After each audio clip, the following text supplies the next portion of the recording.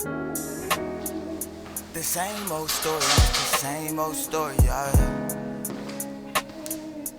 I'm about to die by the you recording, Please don't say R.I.P. when I go. You couldn't save me, we would never know. The same old story, it's the same old story, y'all. The hell is this? Who they kill us, then they get away for it, Why they do it like this, ooh, I never know. And But this for man think me, he I'ma poppin' fight nigga. back an eye for an eye, Ready to die, ready to die. That's how I live my life.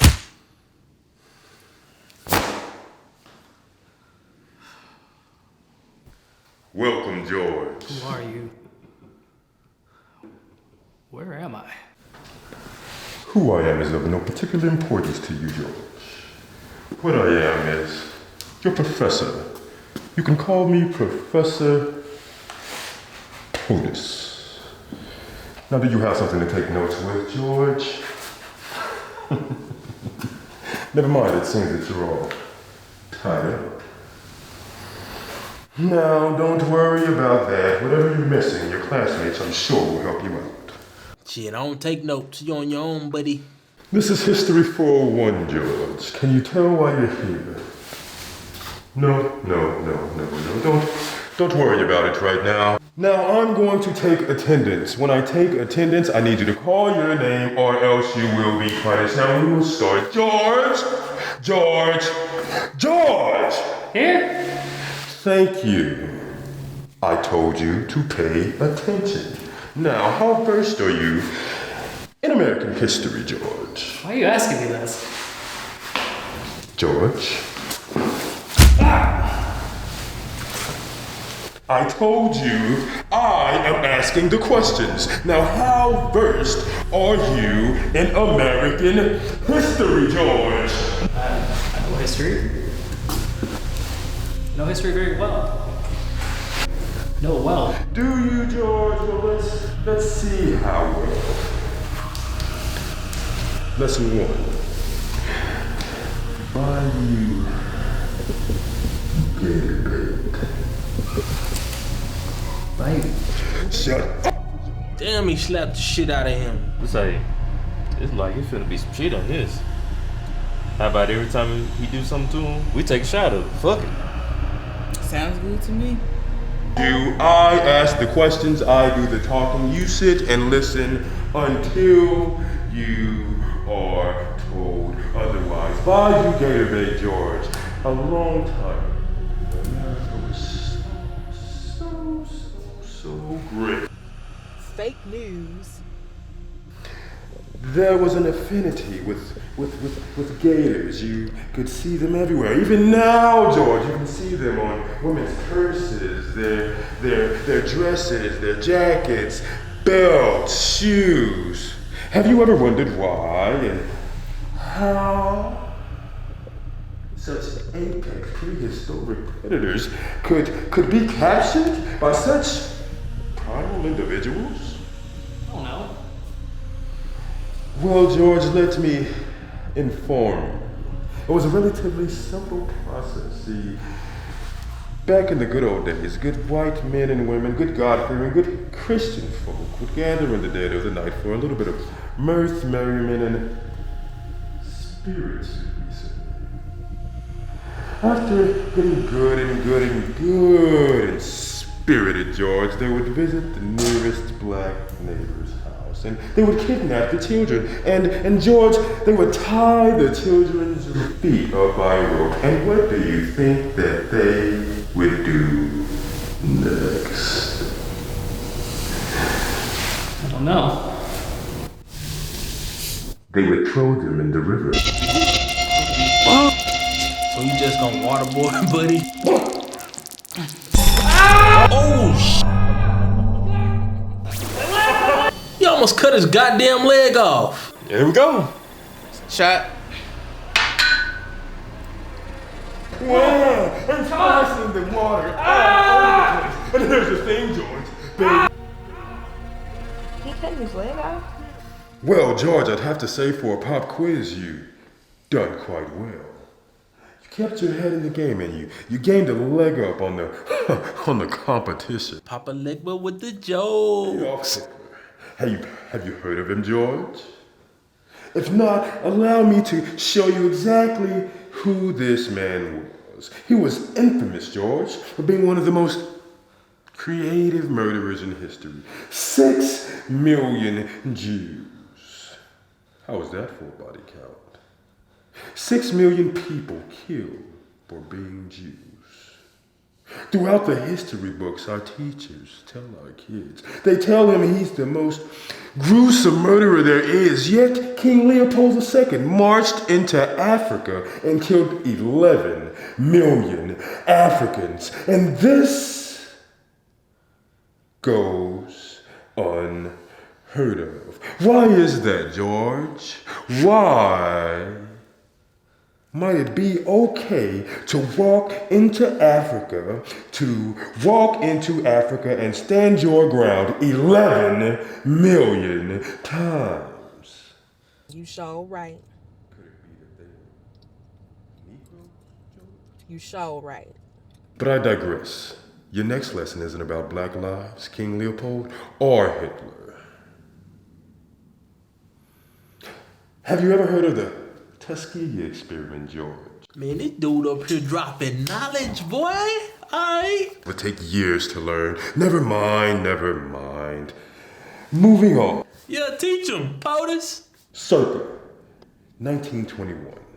Dick Rowland walks into a building to take a piss. And wouldn't you know, the elevator operator was a little white girl who just so happened to have a bit of an entanglement with Mr. Rowland.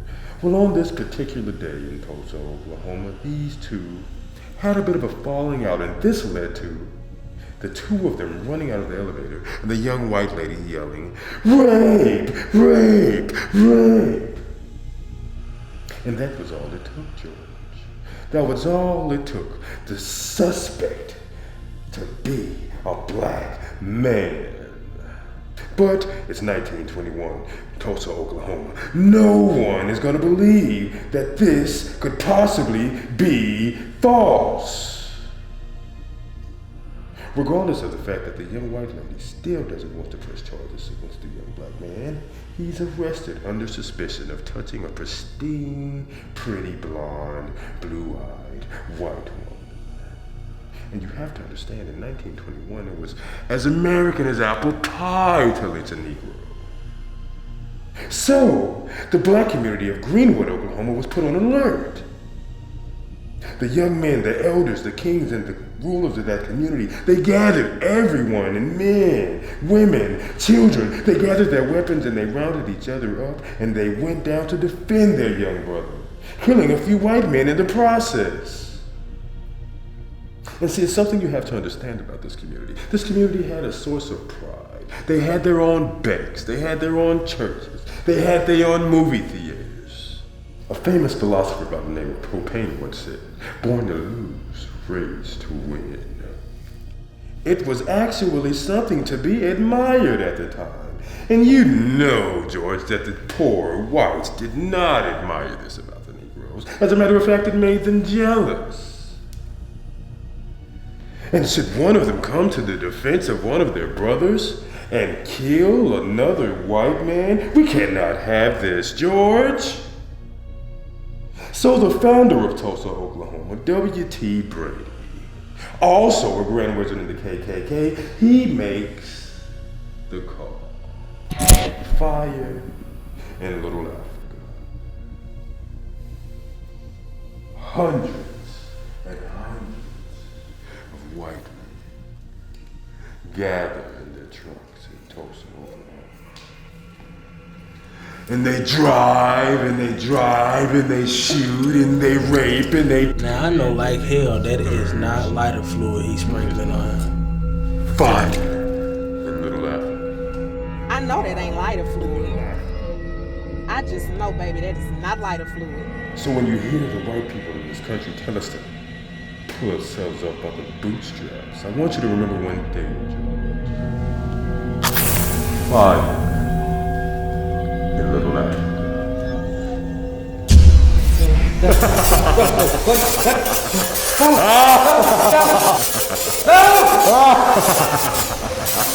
Oh my God, it is. Oh, fuck. Words on the fluid. Know what they mean?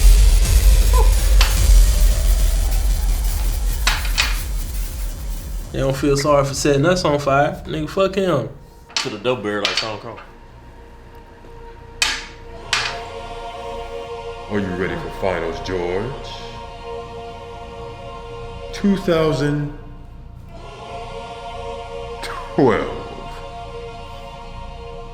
Sanford, Florida, a pretty decent neighborhood. Picture a young man by the name of Trayvon Martin walking to the store. This man is teaching George about Trayvon. This nigga cold. Real story. A young man in 1955 who was also killed coming from the store for looking at a white woman. Well, on the way home from the store, young Trayvon was being tracked by a hunter. I don't know if you've ever been hunting, George, but do you know what it takes to come across prey? You have to track it. You have to follow it. You then have to load your ammo. Then you have to line it up in your sight. And then the final boom! This is exactly what happened to Trayvon. But Trayvon noticed his hunter. He noticed the man stalking him down the street as he ate his Skittles, stalking him like prey, and he tried to make a move. But oh no, it was too late. He'd already been in sight, lined up. But what Trayvon didn't know that it's been nigger killing season since 1619 in this country. And these hunters are skilled. Do you know what happens next, George? What he wanted. You done re-strapped the man after the come on, dog. Strap that ass back down now. Get his ass.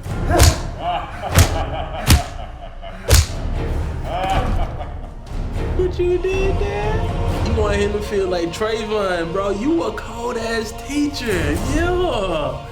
I guess there wasn't water in that bucket, huh? Why don't you pull yourself up by your bootstraps, George?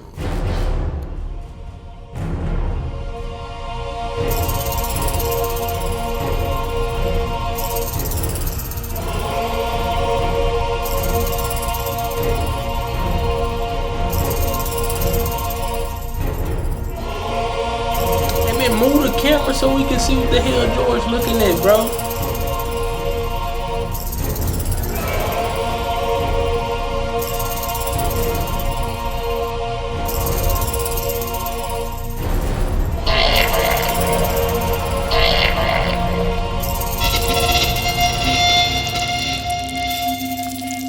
Incululeto, Olani.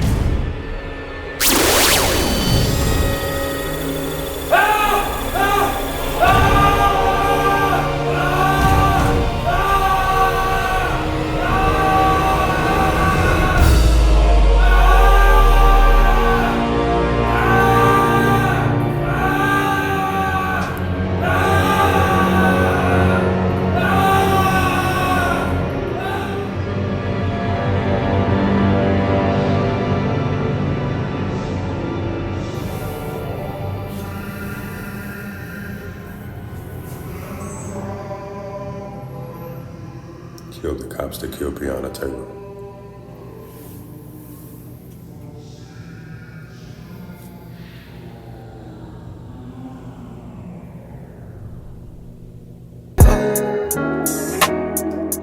If I hear my daughter ask me why they do it like that one more time.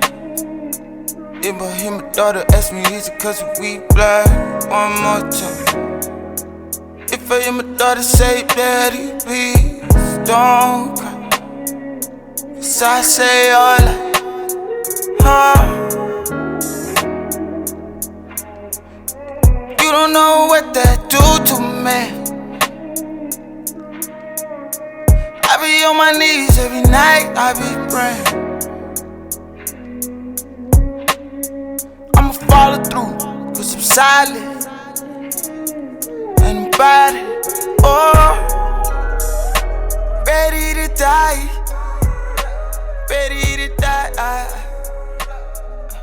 That's how I live my life.